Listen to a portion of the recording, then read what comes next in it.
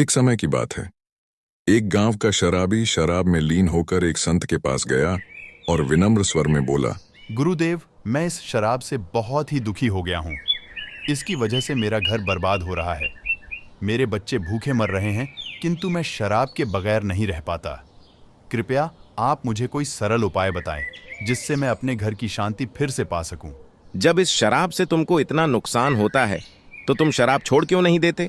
मैं शराब को छोड़ना तो चाहता हूँ, पर यही मेरे खून में इस कदर समा गई है कि मुझे छोड़ने का नाम ही नहीं ले रही है। गुरुदेव ने हंसते हुए कहा, कल तुम फिर आना, मैं तुम्हें बता दूंगा कि शराब कैसे छोड़नी है। दूसरे दिन निश्चित समय पर वह व्यक्ति महात्मा के पास गया। उसे देख महात्मा झट से खड़े हुए और एक खंभे को कसकर पकड़ लिया। जब उस व्यक्ति ने महात्मा को इस दशा में देखा तो कुछ समय तो वह मौन खड़ा रहा। पर जब काफी देर बाद भी महात्मा ने खंभे को नहीं छोड़ा तो उससे रहा नहीं गया और पूछ बैठा, गुरुदेव, आपने व्यर्थ इस खंभे को क्यों पकड़ रखा है? वत्स, मैंने इस खंभे को नहीं पकड़ा है। यह खंभा मेरे शरीर को पकड़ा हुआ है।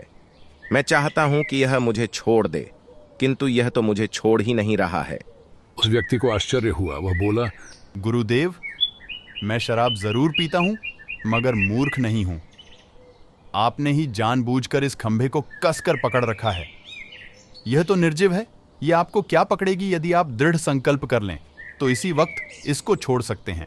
नादान मनुष्य, यही बात तो मैं तुम्हें समझाना चाहता हूं कि जिस तरह मुझे खंभे ने नहीं बल्कि मैंने ही उसे पकड़ रखा था, उसी तरह इस शराब ने तुम्हें नहीं पकड़ा है, बल्कि सच तो यह है कि तुमने ही शराब को पकड़ रखा है।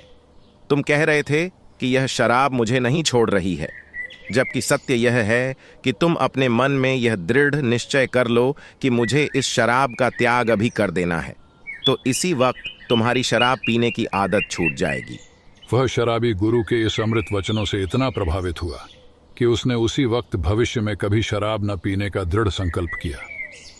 उसके घर में खुशियां लौट आईं और वह शांति से जीवन यापन करने लगा।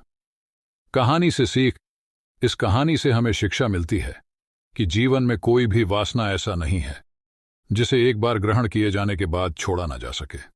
अगर मनुष्य चाहे तो बड़ी से बड़ी बुराई का त्याग कर सकता है।